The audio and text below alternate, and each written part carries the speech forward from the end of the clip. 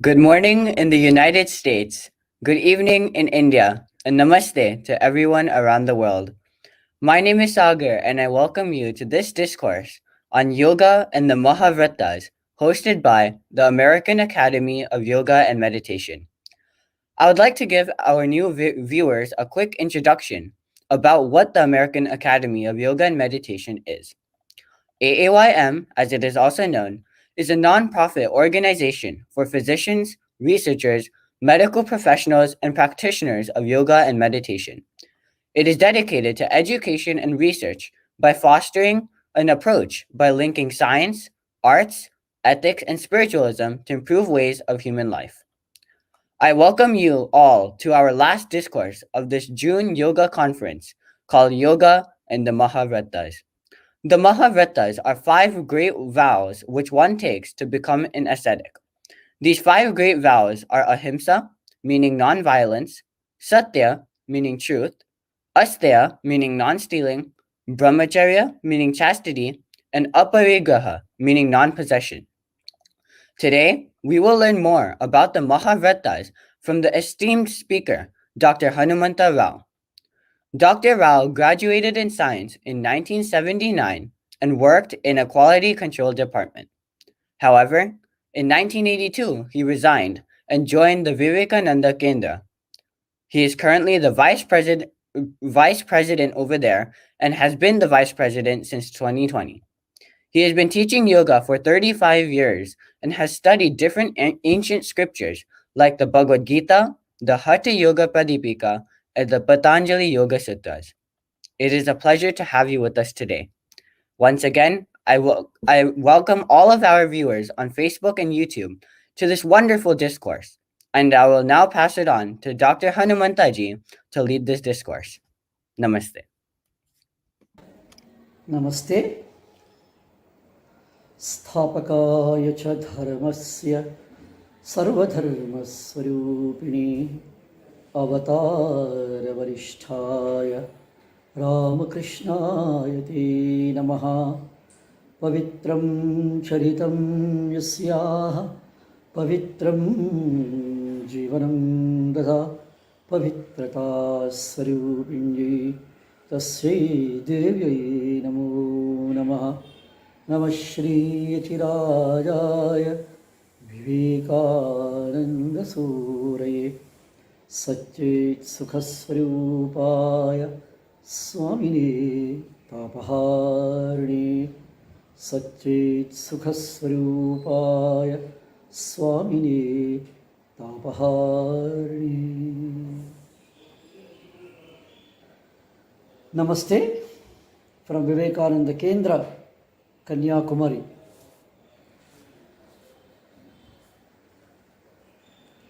As part of our deliberations, we have a wonderful topic to deliberate, to understand about the yoga and the Mahavrata. The science of yoga is a gift of India to the world. And it is the science which alters, which changes and elevates the human life. And the effect of yoga on the practitioner and also on the teacher is that both will be transformed. Both will be changed. The teaching and also the practice of yoga changes, alters the human personality.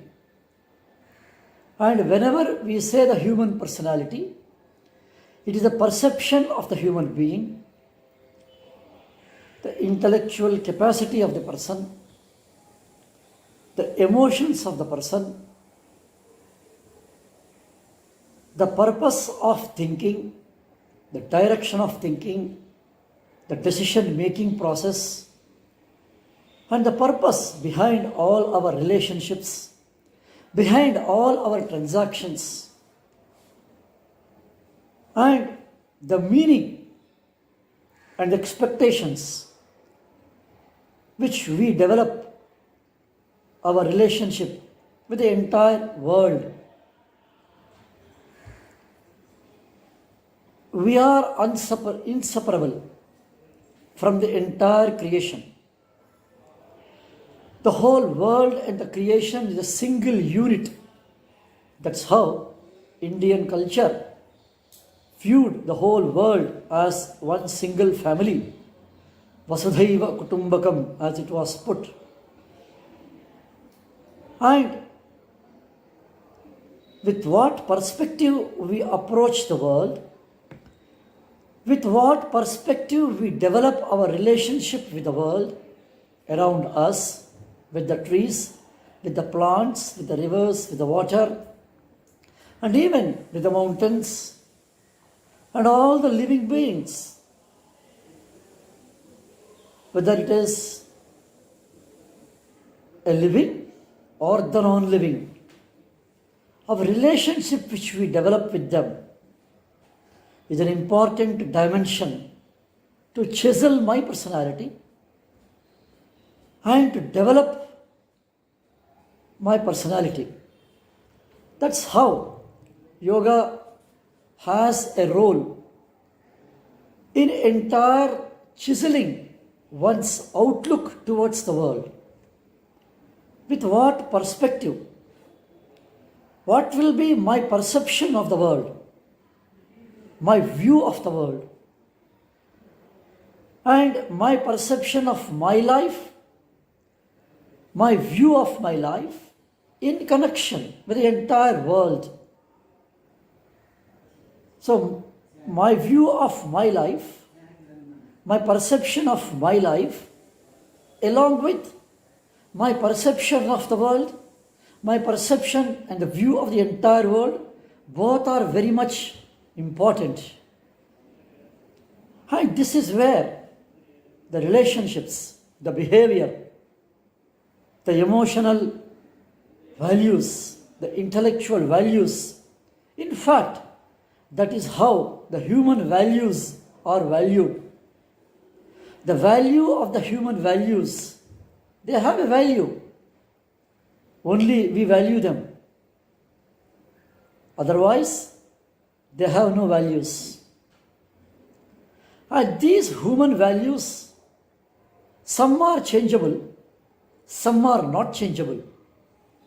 Some are very temporary, some are permanent.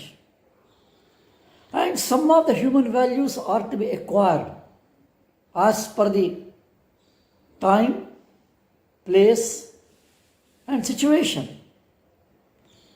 But these changing values and the unchanging values, the unchanging values in the changing situations, the unchanging values in the changing world, we say, they are very, very important. In fact, our commitment, our upholding of those values defines our way of life, our view of life, our perception of life, and our perspective of life. And we should all remember, yoga has a major role in all this. Yoga is not just, as all of us know, not just a physical, mental, or a psychological exercise. It is not a set of practices at the physical level or even at the mental level. It is an attitudinal change. It is a perceptual change. It is an alternative way of life. That is how yoga has a major role, important role, in alleviating various challenges, various difficulties, various problems, or even varieties of multifarious dimensional ailments, diseases, illness. Many of us feel as we are rooted in this material world, as we consider this external material world is the world, we feel the cause of all our difficulties, the cause of all our problems. In fact, the cause of all our sickness, illness, ailments, diseases is all something which is external. When we use the word external, even our body and outside the body. But the yoga science, the knowledge of the yoga, and the science of yoga reiterates, brings out, informs, places before us, in fact, forces us that the root of the ailments, the root of the pain and the problems and the difficulties is not external, it is an internal. When we say internal, we must refer, review, relook, or introspect our inner content of ourself. The inner content of ourself means, as I am repeating from the beginning, our perceptions, our emotions, our thoughts, our decisions, our views, and our relationships, our behavior, our character. All these things put together is what we generally call it as our inner world, our inner being. If that is disturbed, or if it is not balanced, an ailment or a disease is set in. So the yoga propounds, places before us an extraordinary science and theory, undisputably, that the cause for the misery, the cause for the pain, the cause for the illness is not outside. The root cause is inside or yourself, ourself. And that is where yoga plays a very, very important and major role. After propounding, placing before us the cause and the philosophy that the root of pain, the root of ailment, the cause of the disease is your self, the inner being, the inner world, how to set it right. That solution is also provided by the yoga. Problem is analyzed, solution is presented. And the solution is, again, in the yoga darshana itself, in the yoga philosophy itself. The Maharshi Patanjali's 195 sutras analyzes the problem, presents the solution. And in that we find an excellent Ashtangas, the 8 limbs of Maharshi Patanjali's Yoga Sutra, the Yoga Darshana. And among these 8 limbs, as we all know, the first 2 are the Yama and the Niyama. And there are 5 components in each. The contents of Yama are 5. Similarly, the 5 important components and the contents of the Niyama are also 5. It seems number 5 is very dear to Maharshi Patanjali. 5 vrittis, 5 kleshas, 5 yama, 5 niyamas. And Maharshi Patanjali, once he describes about the base and the foundation, importance, the goal, and the purpose, the destiny of yoga, and the path to be taken. Apart from many suggestions, the yama and the niyama are concerned with our topic today.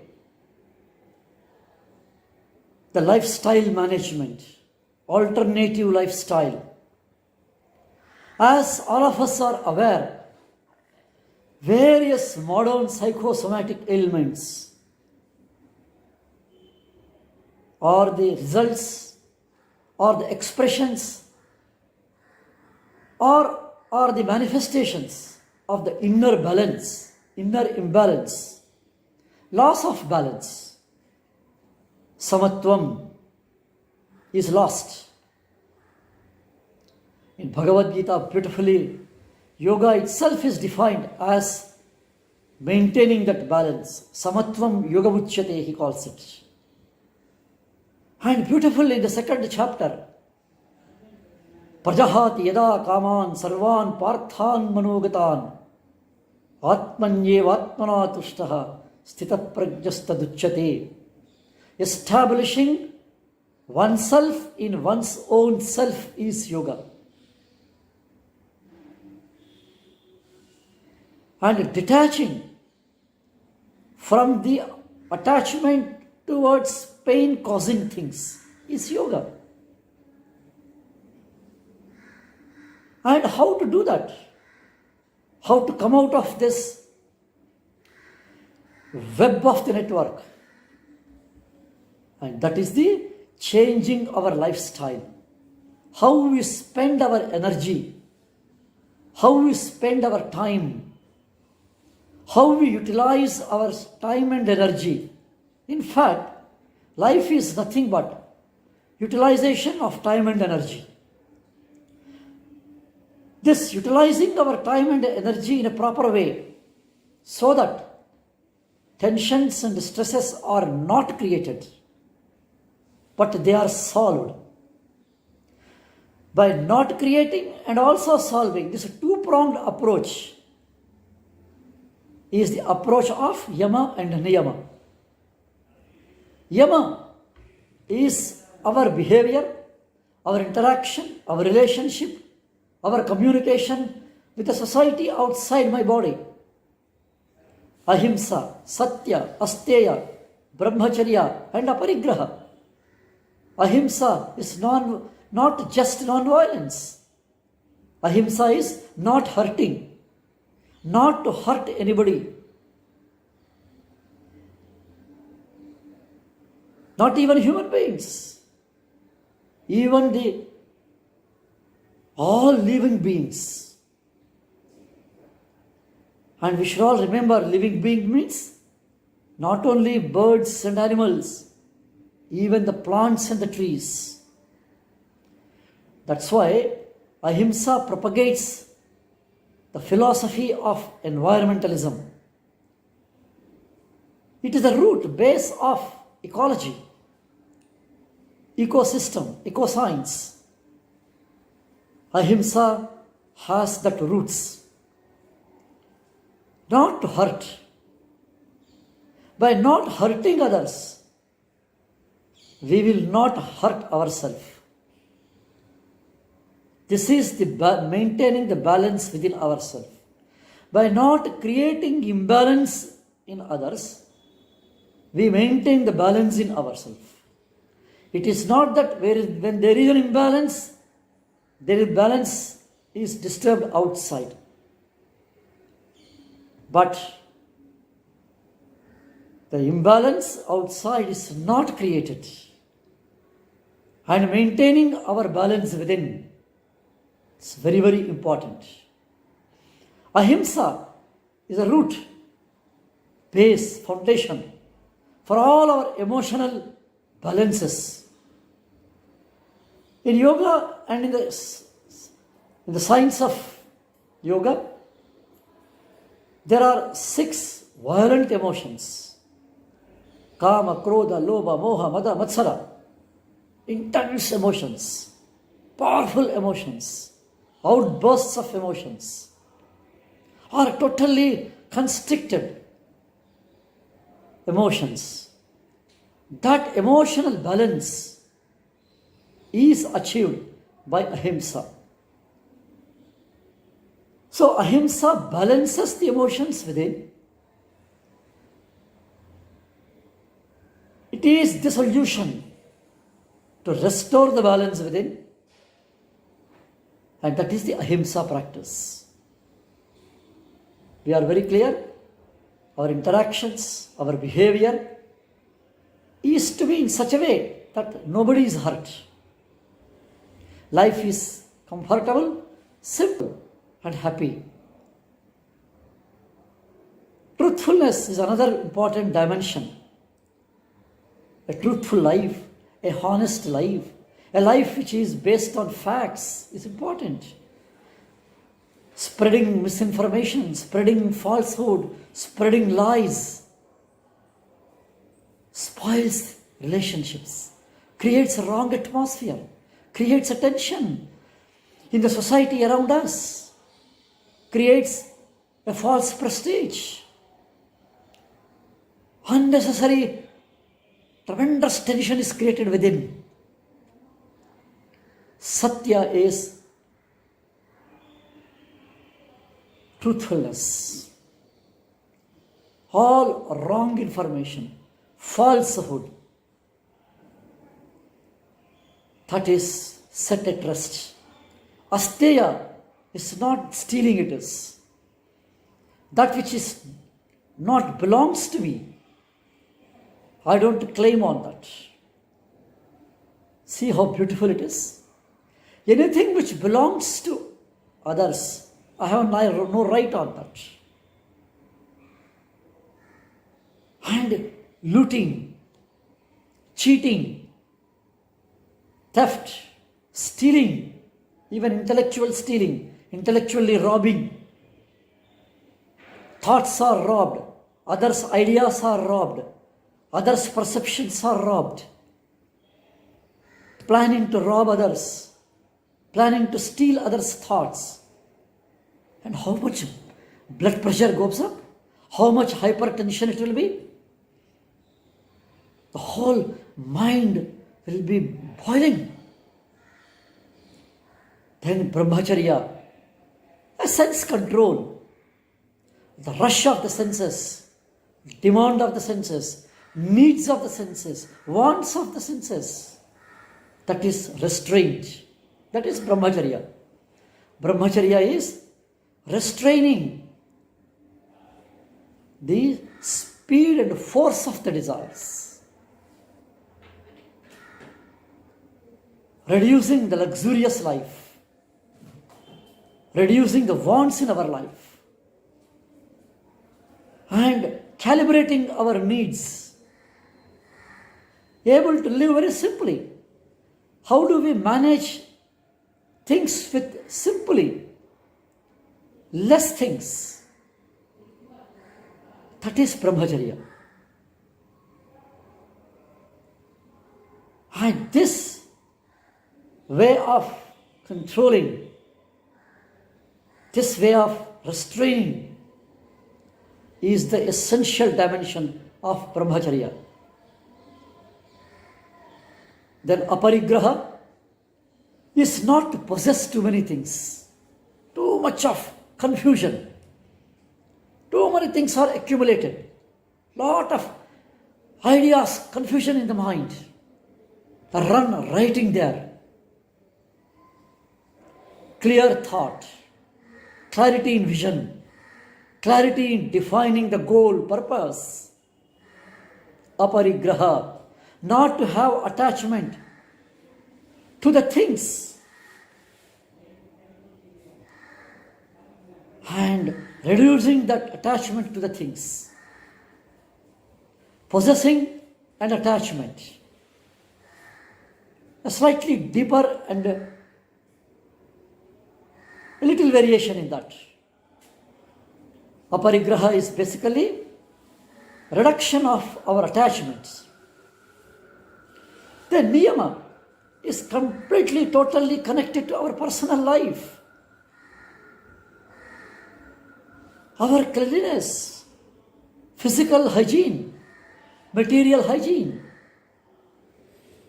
hygienes surrounding us, very, very important during this pandemic. Sanitizing, shaucha it is called. Of course, external cleanliness, pure thoughts, balanced thoughts, soft emotions. That is all inner cleaning. Internal purity it is.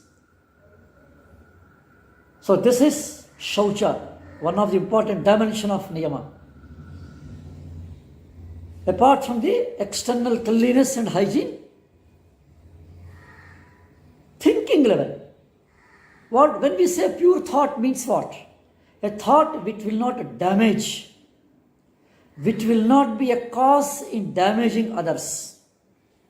A thought will not be hurting others. A thought will not be responsible for the unhappiness in others.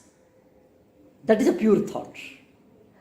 A thought which will be helpful in restoring balance in others. A thought which will be useful in restoring the harmony in others and in me. That is a pure thought. That is a pure mind.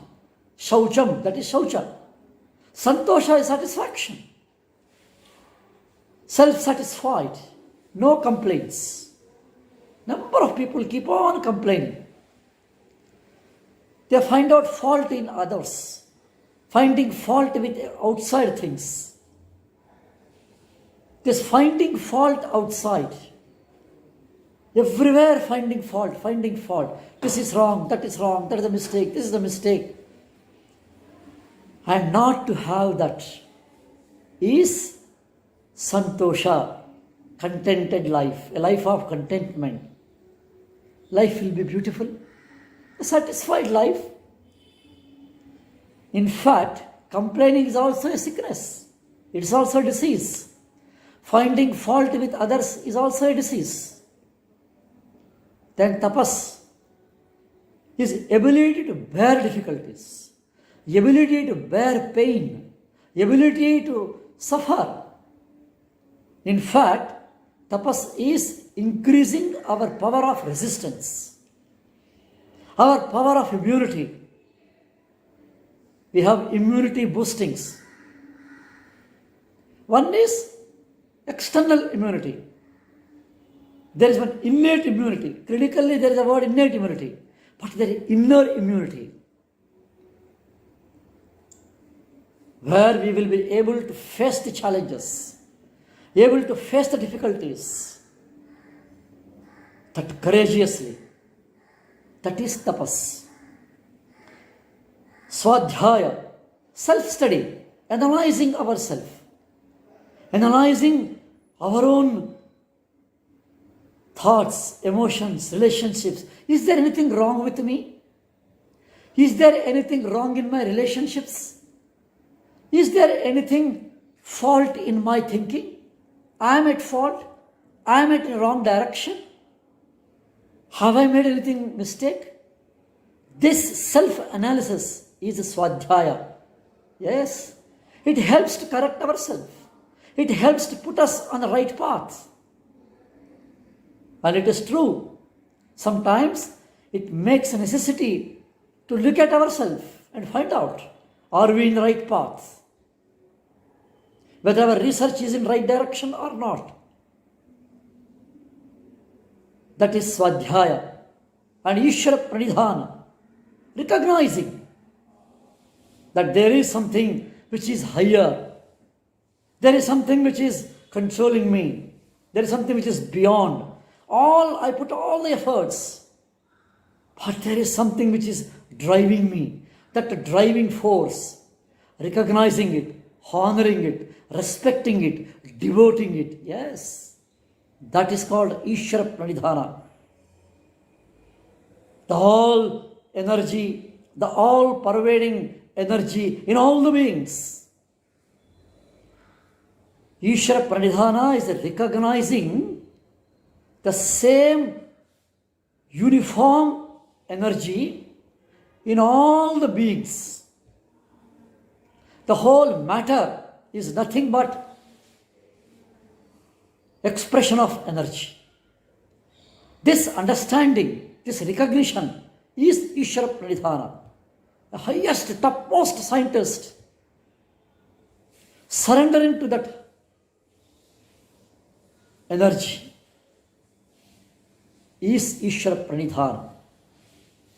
And this is how, and these are called Mahavratas. They are called Mahavratas in yoga because they are to be practiced without any excuse. No excuses. We cannot have excuse in life.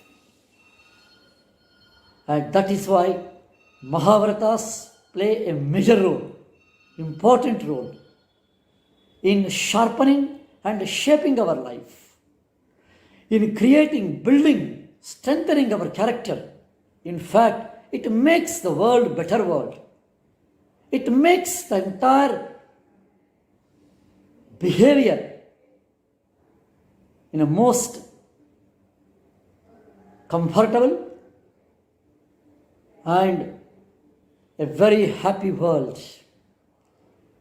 And let us give more importance to this Mahavrata, by practicing which our life will be transformed, our lifestyle will be transformed, all the lifestyle based ailments will be eradicated, at least answered, or lifestyle based diseases, the psychosomatic ailments, they have an answer here. Let us change the way we live. That is the solution. That is the message of the Mahavratas. And I am happy from Vivekananda Kendra, Kanyakumari, to be with all of you for this few minutes, enabling me to present a few thoughts on the Mahavrata. And thank you one and all. Namaste. Namaskar. Thank you. Thank you so much for the great enlightening discourse. We learned so much about how the yamas and the niyamas can be applied to our daily life. I like the way you summarized these complex concepts. You said that the Mahavratas are simply a way to manage our lifestyle. You also said that the detachment of attachment is what yoga actually is. And the way you summarized these ideas made them very understandable to us. Once again, I would like to thank Dr. Rao for giving us wonderful knowledge. I would also like to thank our tech team, Gauravji and Siddharthji, without whom this webinar wouldn't have been possible. As for our viewers, although this is the last weekend of the International Yoga Conference, please stay tuned for many more great events hosted by the American Academy of Yoga and Meditation, where we will have many great speakers who will give us wonderful and informative sessions. I thank you for attending this discourse, and I really hope you enjoyed it. Please visit the AAYM website, the YouTube channel, and the Facebook channel to view all of our recordings of the webinars, discourses, and workshops that we have had this month for the International Yoga Conference. Before we disband, I would like to cordially invite all of our viewers to our closing ceremony, which is being held today at 9 a.m. CST and 7:30 p.m. IST. Thank you so much for coming once again, and I hope to see you all very soon. Namaste.